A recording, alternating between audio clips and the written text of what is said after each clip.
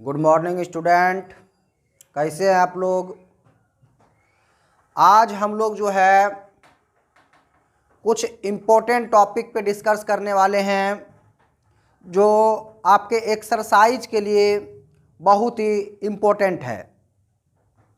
देखिए, सबसे पहले ध्यान दीजिए, हम पिछले वीडियो में आपको बताए भी थे कि नेक्स्ट क्लास में हम लोग क्या पढ़ेंगे।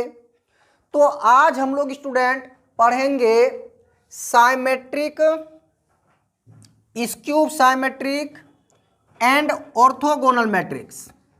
ठीक है स्टूडेंट, आज हम लोग जो है इन्हीं तीन मैट्रिक्स पे डिस्कस करेंगे। देखिए फिर से समझ लीजिए, symmetric, skew symmetric and orthogonal matrices. ठीक है, देखिए स्टूडेंट ध्यान दीजिए, साइमेट्रिक का हिंदी होता है सममित, स्क्यूब साइमेट्रिक का हिंदी होता है विषम सममित और ऑर्थोगोनल मैट्रिक्स का होता है लंब आव्यूह। ठीक है, अब देखिए आपको नाम तो पता चल गया होगा कि हम लोग जो है इन्हीं तीन मैट्रिक्स के ऊपर डिस्कस करने वाले हैं। देखिए स्टूडेंट, ध्यान से अगर समझेंगे तो आपके लिए एक्सरसाइज का क्वेश्चन जो है वो बिल्कुल आसान हो जाएगा, है ना। आपको सिर्फ अगर कॉन्सेप्ट जो है अच्छी तरह से अगर आपको समझ में आ जाता है तो एक्सरसाइज में आपको कोई ज़्यादा दिक्कत होने वाली नहीं है। हाँ, कुछ कुछ क्वेश्चन में दिक्कत होगा तो हम फिर तो एक्सरसाइज आपका क्लियर करेंगे ही। तो चलिए स्टूडेंट, आप लोग ध्यान दीजिए थोड़ा सा। सबसे पहले देखिए, सबसे पहले हम लोग चलते हैं फर्स्ट वाला जो यहाँ पे लिखे हैं साइमेट्रिक मैट्रिक्स में। सबसे पहले हम लोग साइमेट्रिक मैट्रिक्स को समझते हैं, फिर स्क्यूब साइमेट्रिक को समझेंगे, इसके बाद फिर जो हम लोग ऑर्थोगोनल को समझेंगे, है ना। आप लोग स्टूडेंट मन लगा के पढ़िए, ध्यान से पढ़िए और उम्मीद है आपका बहुत जल्दी आपको ऑफलाइन पढ़ने का मौका भी मिलेगा। कोरोना का रेट बहुत तेज़ी से घट रहा है ना। तो आप लोग जो है सिर्फ मन लगा के भी पढ़िए फिलहाल। तो हम लोग जो है फर्स्ट मैट्रिक पे डिस्कस करने वाले साइमेट्रिक मैट्रिक्स पे, जिसको हिंदी में कहते हैं स्टूडेंट सममित आव्यूह। हम लोग सीखेंगे कि किसको सममित आव्यूह कहते हैं, किसको साइमेट्रिक मैट्रिक्स कहते हैं। आप एक बार ध्यान से समझ लेंगे तो कभी भी आप नहीं भूलेंगे। तो देखिए स्टूडेंट, चलिए डिफिनेशन देखते हैं। इसका डिफिनेशन है कि a square matrix is said to be, देखिए a square matrix is said to be symmetric. कहता है एक स्क्वायर मैट्रिक्स को हम लोग साइमेट्रिक मैट्रिक्स कहेंगे। कब कहेंगे? जब कहता है कि ए ट्रांसपोज इक्वल हो जाए किससे? ए से। मतलब ए का अगर ट्रांसपोज निकालते हैं और वो फिर से स्टूडेंट उसी के इक्वल आ जाता है, उसी के बराबर आ जाता है, तो हम लोग कहेंगे कि वो जो मैट्रिक्स है वो कैसा मैट्रिक्स है? तो वो साइमेट्रिक मैट्रिक्स है। ठीक है स्टूडेंट, आपके सुविधा के लिए यहाँ पे हिंदी भी लिख दिए हैं ताकि किसी भी स्टूडेंट को कोई दिक्कत ना हो। तो एक वर्ग आव्यूह को सममित आव्यूह कहा जाता है, वो वर्ग आव्यूह होना चाहिए, उसको सममित आव्यूह कहा जाता है यदि ए का ट्रांसपोज किसके इक्वल हो जाए स्टूडेंट? ए के इक्वल हो जाए। अगर उसका ट्रांसपोज उसके इक्वल हो जाए तो उसको हम लोग क्या कहेंगे? साइमेट्रिक मैट्रिक्स कहेंगे। ठीक है स्टूडेंट, अब देखिए यहाँ पे एक एग्जाम्पल को पहले समझते हैं। जैसे मान लीजिए कि एग्जाम्पल हम ले लेते हैं ए इक्वल टू, मान लीजिए ले लें 1 2 2 5। ठीक है स्टूडेंट, देखिए एक छोटा सा एग्जाम्पल लिए हैं 1 2 2 5, है ना। अब देखिए इसमें ध्यान दीजिए, इसका आप ट्रांसपोज निकाल लीजिए, इसका ट्रांसपोज निकालिए। तो ट्रांसपोज में हम क्या बोले थे स्टूडेंट कि रो को और कॉलम को इंटरचेंज करना है। तो चलिए इंटरचेंज करते हैं। चलिए इसको कॉलम को रो कर देते हैं। तो ये देखिए रो 1 2 हो जाएगा, ये कॉलम है, ये 2 5 है। आप इसको क्या कर रहे हैं हम लोग जो है, हाँ तो ठीक है, ये 2 5 हो जाएगा। देखिए स्टूडेंट, फिर इन दोनों को ध्यान से देखिए, है ना। यहाँ पे 1 2 2 5, यहाँ भी 1 2 2 5, जबकि देखिए इसका हम ट्रांसपोज निकाले हैं ना। आप इसको कितनों बार ट्रांसपोज कर लीजिए, इसमें कोई फर्क पड़ने वाला नहीं है, वो फिर से आपका स्टूडेंट वही आ जाएगा, है ना। तो कहता है कि अगर ए का ट्रांसपोज, अगर इसको हम लोग क्या लिख सकते हैं स्टूडेंट? इसको ए लिख सकते हैं। इसका कहने का मतलब क्या हो गया कि यहाँ पे ए ट्रांसपोज जो है वो किसके इक्वल है स्टूडेंट? ये ए के इक्वल है ना। तो इसका मतलब ये हुआ कि ये जो मैट्रिक्स ए है, ये जो ए वाला मैट्रिक्स है, ये कैसा मैट्रिक्स है स्टूडेंट, तो ये एक साइमेट्रिक मैट्रिक्स है। कहने का मतलब हिंदी में सममित आव्यूह इसको आप कह सकते हैं। ठीक है, चलिए स्टूडेंट एक एग्जांपल आपको और देते हैं। चलिए ए इक्वल टू हम लोग लिख लेते, और फिर आपको हम दे देते हैं थोड़ा सा, चलिए यहाँ पे दे देते हैं 5 0 -1। ठीक है, तो चलिए स्टूडेंट देखते हैं थोड़ा सा, अगर हम लोग जो है इसका ट्रांसपोज करके एक बार चेक करते हैं पहले इसको। तो अगर आप ए का ट्रांसपोज करते हैं तो चलिए पहले देखिए, कॉलम को ही रो बनाते हैं, रो को भी कॉलम बना सकते हैं। 1 3 5 है, आप ऐसे भी लिख सकते हैं 1 3 5 है ना, और 3 2 0 ऐसे लिख सकते हैं, और यहाँ पे 5 0 -1। चलिए देखिए स्टूडेंट एक बार ध्यान दीजिए, यहाँ पे देखिए 1 3 5 तो 1 3 5, 3 2 0 तो 3 2 0, 5 0 -1 5 0 -1। देखिए दोनों में कोई फर्क पड़ रहा है। अब देखिए इसका हम ट्रांसपोज फाइंड किए तो फिर भी वही रह रहा है, तो हम लोग स्टूडेंट इसमें भी क्या कह सकते हैं कि ए का ट्रांसपोज जो है किसके इक्वल है, तो ए के इक्वल है ना। तो देखिए आप एक बार माइंड में आप अच्छी तरह से सेट कर लीजिए कि साइमेट्रिक मैट्रिक्स किसको कहा जाता है। तो स्टूडेंट आप अच्छी तरह से समझ लीजिए कि साइमेट्रिक मैट्रिक्स हम उसको कहेंगे कि अगर उस मैट्रिक्स का हम ट्रांसपोज फाइंड करें तो उसमें कोई फर्क नहीं पड़े, मतलब उसका ट्रांसपोज उसी मैट्रिक्स के इक्वल हो जाए, उसी मैट्रिक्स के बराबर हो जाए, तो हम उसको क्या कहेंगे कि वो जो मैट्रिक्स है वो हमारा साइमेट्रिक मैट्रिक्स है, दैट मीन्स सममित आव्यूह है। तो उम्मीद है स्टूडेंट आपको साइमेट्रिक मैट्रिक्स अच्छी तरह से समझ में आ गया होगा, है ना। इसमें अगर कोई भी दिक्कत होगा तो आप एक बार कमेंट करके जरूर बताएंगे। तो चलिए देखते हैं नेक्स्ट। चलिए स्टूडेंट देखते हैं नेक्स्ट टॉपिक। देखिए यहाँ पे नेक्स्ट टॉपिक हमारा स्टूडेंट स्क्यूब साइमेट्रिक मैट्रिक्स। आपको पहले हम समझा चुके थे कि पहले हम साइमेट्रिक पे डिस्कस करेंगे, फिर स्क्यूब साइमेट्रिक पे, फिर बाद में ऑर्थोगोनल पे। तो यहाँ पे देखिए स्टूडेंट ध्यान दीजिए, साइमेट्रिक आप पहले पढ़ चुके हैं, तो अब हम लोग चलेंगे स्क्यूब साइमेट्रिक। यहाँ पे आप मैट्रिक्स भी लिख देंगे स्टूडेंट, स्क्यूब साइमेट्रिक, यहाँ पे आप मैट्रिक्स भी लिख देंगे। तो स्क्यूब साइमेट्रिक मैट्रिक्स पे डिस्कस कर रहे हैं। इसको हिंदी में हम लोग कहते हैं स्टूडेंट विषम सममित आव्यूह। इसको हिंदी में क्या कहते हैं, विषम सममित आव्यूह। चलिए पहले इसका डिफिनेशन देखते हैं। इसका डिफिनेशन है student a square matrix a square matrix A is said to be skew symmetric. A square matrix A is said to be skew symmetric if, यहाँ पे देखिए कंडीशन पे ध्यान दीजिए स्टूडेंट, यहाँ पे इसका कहना है कि ए का ट्रांसपोज इक्वल होना चाहिए माइनस ए से, है ना। देखिए स्टूडेंट फिर से बात समझ लेते हैं। इसका कहना कि ए का ट्रांसपोज जो है, अभी साइमेट्रिक में आप पढ़े कि ए का ट्रांसपोज जो है, ए का ट्रांसपोज जो है वो ए के इक्वल हो रहा था, ये हम लोग साइमेट्रिक में पढ़े।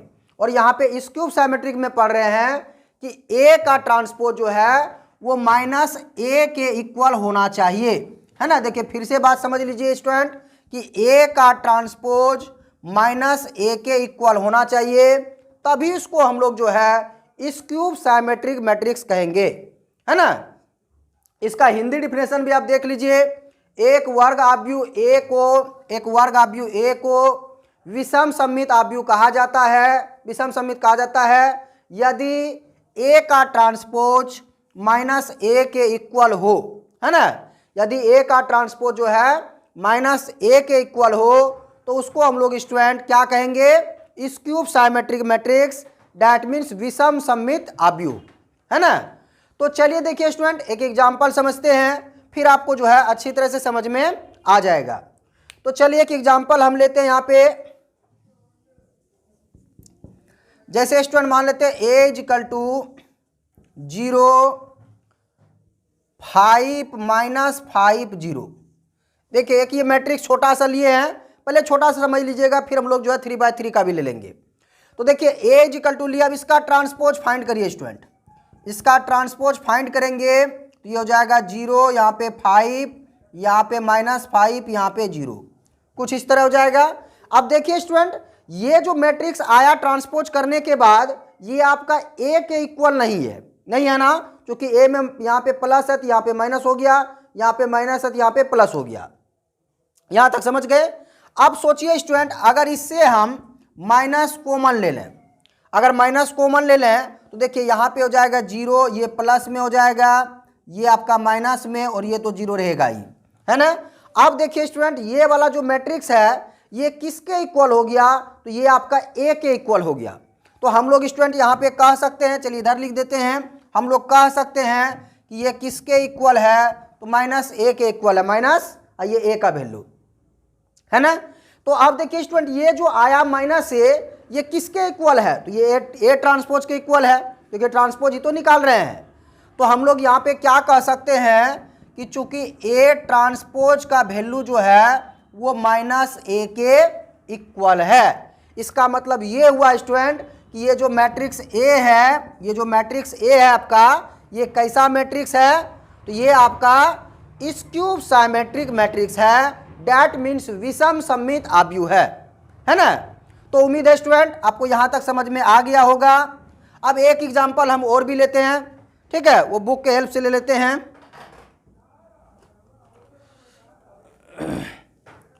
देखिए स्टूडेंट, एक एग्जाम्पल पे और ध्यान दीजिए, जैसे यहाँ पे दिया हुआ है, चलिए हम लोग b इक्वल टू ले लेते हैं यहाँ पे, या इसको a भी आप मान सकते हैं, कोई दिक्कत इससे नहीं है, किसी भी कैपिटल लेटर से आप इसको डिनोट कर सकते हैं। 0 to 1, यहाँ पे दिया हुआ -2 0 -3, इसके बाद और फिर है -1 3 0, ठीक है स्टूडेंट। कुछ इस तरह से यहाँ पे बुक में भी आपका दिया हुआ है, एक एग्जांपल हम देख लेते हैं। देखिए इस मैट्रिक्स पे भी थोड़ा सा स्टूडेंट ध्यान दीजिए, यहाँ पे a = दिया हुआ है, इसका भी आप पहले ट्रांसपोज निकालिए, तभी आपको समझ में आएगा कि ये किस प्रकार का मैट्रिक्स है।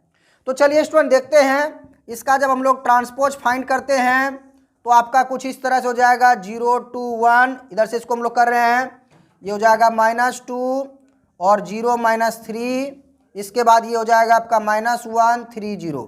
आप स्टूडेंट किसी भी तरह ट्रांसपोज फाइंड करेंगे तो आपका यही आएगा।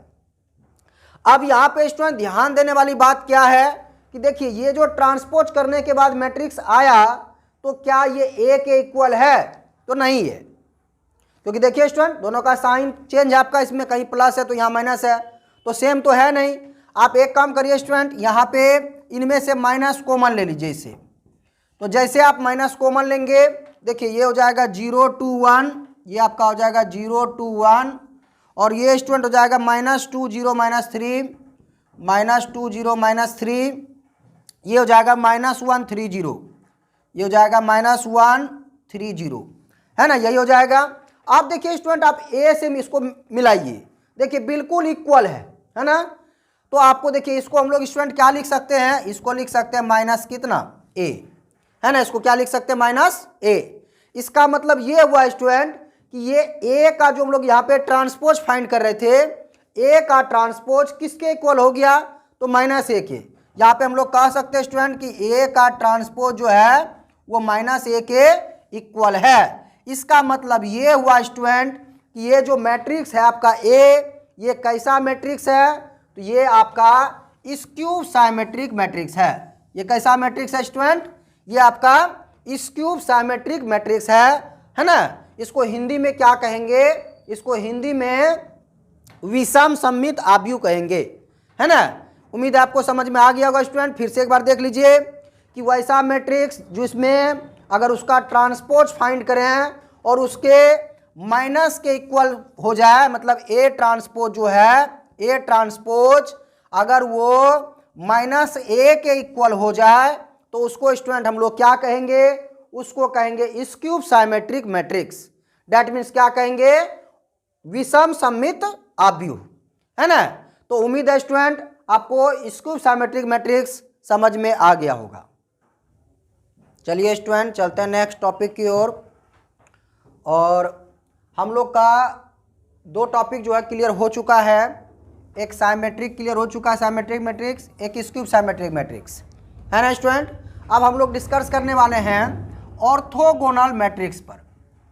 हम लोग जो है ऑर्थोगोनल मैट्रिक्स पर डिस्कस करने वाले हैं। और चलिए पहले स्टूडेंट ध्यान दीजिए कि आखिर ऑर्थोगोनल मैट्रिक्स किसको कहा जाता है, क्या है ऑर्थोगोनल मैट्रिक्स, है ना। अगर हम लोग स्टूडेंट ध्यान दें तो यहाँ पे देखिए सबसे पहले आप डिफिनेशन पे ध्यान दीजिए। कहता है कि a non singular matrix, a non singular square matrix A, अगर कोई एक non singular square matrix A हो, कहता है is said to be orthogonal if, देखिए आप एक कंडीशन आप ध्यान दीजिए, यहाँ पे आपको पहले भी समझाए थे अच्छा से, यहाँ कंडीशन ध्यान दीजिए। कहता है ए का ट्रांसपोज और ए अगर दोनों को मल्टीप्लाई करें तो वो किसके इक्वल हो जाए, तो वो आई के इक्वल हो जाए। इसका मतलब ये हुआ कि वो आइडेंटिटी मैट्रिक्स के इक्वल हो जाए, है ना। एकदम फिर से बात स्टूडेंट अच्छी तरह समझ लीजिए कि अगर कोई ऐसा मैट्रिक्स नॉन सिंगुलर आपको समझा देते हैं, नॉन सिंगुलर का मतलब ये हुआ कि इसका जो है, अगर अभी आगे पढ़ेंगे स्टूडेंट डिटर्मिनेंट में, कि इसका अगर आप डिटर्मिनेंट फाइंड करेंगे तो वो जीरो के इक्वल नहीं होगा, मतलब कुछ ना कुछ उसका वैल्यू आएगा। तो जो है चलिए ध्यान देते हैं, उसको बाद में फिर समझ लेंगे। कहता कि वैसे मैट्रिक्स, स्क्वायर मैट्रिक्स को हम जो है ऑर्थोगोनल मैट्रिक्स कहेंगे जिसमें क्या हो स्टूडेंट, ऐसा हो जाए कि ए का ट्रांसपोज और ए अगर दोनों को आपस में मल्टीप्लाई करते हैं तो वो किसके इक्वल हो जाना चाहिए, तो वो आई के इक्वल हो जाना चाहिए। डैट मीन्स वो आइडेंटिटी मैट्रिक्स के इक्वल हो जाना चाहिए, है ना। तब हम लोग कहेंगे कि वो मैट्रिक्स जो है ऑर्थोगोनल मैट्रिक्स है। चलिए स्टूडेंट इसका हिंदी भी देख लेते हैं। एक व्युत्क्रमणीय वर्गाव्यू को लंब आव्यूह कहा जाता है यदि ए का ट्रांसपोज और ए का मल्टीपुल जो है वो आई के इक्वल हो जाए। डैट मीन्स वो आइडेंटिटी मैट्रिक्स के इक्वल हो जाए। तो स्टूडेंट आपको हम पहले जो है आइडेंटिटी मैट्रिक्स के बारे में बता चुके हैं, पढ़ा चुके हैं, ठीक है। और हम फिर कोशिश करेंगे कि एक वीडियो ऐसा लाया जाए जिसमें कि टाइप ऑफ मैट्रिक्स के बारे में डिस्कस कर देंगे, आप लोग देख लीजिएगा। तो स्टूडेंट पहले देखिए फिर से माइंड में सेट कर लीजिए कि आखिर ऑर्थोगोनल किसको कहते हैं, है ना। तो देखिए ऑर्थोगोनल हम उसी को कहेंगे जिसमें स्टूडेंट ए का ट्रांसपोज और ए दोनों को अगर मल्टीप्लाई करें तो वो आइडेंटिटी मैट्रिक्स के इक्वल आ जाए, तब उसको हम लोग कहेंगे कि ये जो है ऑर्थोगोनल मैट्रिक्स है। चलिए एग्जांपल देखते हैं स्टूडेंट। एक एग्जांपल हम लोग लेते हैं यहाँ पे, A is equal to cos theta sine theta minus sine theta cos theta. एक एग्जांपल लिए हम ए इक्वल टू, पहले इसका ट्रांसपोज निकाल लेते हैं। तो देखिए इसका ट्रांसपोज क्या हो जाएगा स्टूडेंट, आप किसी रो से ट्रांसपोज कर सकते हैं। चलिए हम जो है कॉलम को ही रो बना देते थे, ये हो जाएगा cos theta minus sine theta, और इसके बाद ये हो जाएगा साइन थीटा, और ये हो जाएगा स्टूडेंट कॉस थीटा। ठीक है, देखिए दोनों का काम यहाँ तक क्लियर कर लिए। अब देखिए स्टूडेंट यहाँ पे फ्रेज से समझिए ताकि आपको अच्छी तरह से ऑर्थोगोनल मैट्रिक्स समझ में आ जाए। तो चलिए यहाँ पे फाइंड करते हैं ए ट्रांसपोज और ए। तो ए ट्रांसपोज का वैल्यू देखिए यहाँ पे फाइंड किए cos theta minus sine theta, यहाँ पे लिखेंगे cos theta minus sine theta, और यहाँ पे साइन थीटा, और यहाँ पे कॉस थीटा। और चलिए स्टूडेंट ए का वैल्यू यहाँ पे लिख देते हैं cos theta sine theta, cos theta sine theta minus sine theta, इसके बाद कॉस थीटा। ठीक है, अब चलिए स्टूडेंट उसको मल्टीप्लाई करते हैं। देखिए मल्टीप्लाई आप करेंगे तो कुछ इस तरह से हो जाएगा, इस कॉलम से करेंगे तो ये हो जाएगा आपका cos square theta plus sine square theta. ठीक है, cos square theta plus sine square theta, इससे स्टूडेंट मल्टीप्लाई करेंगे तो ये आपका हो जाएगा, देखिए ये हो जाएगा आपका sine theta into cos theta, और ये आपका हो जाएगा minus sine theta into cos theta. ठीक है स्टूडेंट, चलिए अब सेकेंड कॉलम से करते हैं, इससे मल्टीप्लाई करेंगे तो ये हो जाएगा आपका साइन थीटा कॉस थीटा, ठीक है। ये भी आपका हो जाएगा minus sine theta cos theta. और सबसे नीचे वाला देखिए स्टूडेंट, आपका ये हो जाएगा sine square theta plus cos square theta, है ना। अब देखिए स्टूडेंट ध्यान देते हैं, तो ये आपका देखिए इसका वैल्यू आप जानते हैं, इसका वैल्यू 1 होता है। और देखिए प्लस माइनस में तो 0 हो जाएगा, ये भी स्टूडेंट 0 हो जाएगा, और इसका भी वैल्यू 1 हो जाएगा, है ना। तो आप देखिए क्या आ गया आपके पास 1 0 0 1। और इसी को स्टूडेंट हम लोग क्या कहते हैं, इसी को आई कहते हैं, दैट मीन्स आइडेंटिटी मैट्रिक्स कहते हैं, है ना। तो चलिए स्टूडेंट पहले अच्छी तरह से फिर से इसको हम लोग जो है रिवाइज कर लेते हैं कि ऑर्थोगोनल मैट्रिक्स हम लोग किसको कहेंगे, है ना। ऑर्थोगोनल मैट्रिक्स हम उसको कहेंगे जिसमें अगर उसका ट्रांसपोज और उसको दोनों को अगर मल्टीप्लाई किया जाए तो उससे जो रिजल्ट आएगा स्टूडेंट वो कैसा मैट्रिक्स होना चाहिए, तो वो आइडेंटिटी मैट्रिक्स होना चाहिए। तभी इसको हम लोग स्टूडेंट कहेंगे कि वो जो है ऑर्थोगोनल मैट्रिक्स है ना। बात समझ में आ गया होगा आपको कि ऑर्थोगोनल मैट्रिक्स किसको कहेंगे, है ना। तो देखिए ये जो है आपका जो अभी 3 मैट्रिक्स हम आपको समझाए, अभी आपको समझाए student symmetric matrix, skew symmetric matrix और ऑर्थोगोनल मैट्रिक्स, है ना।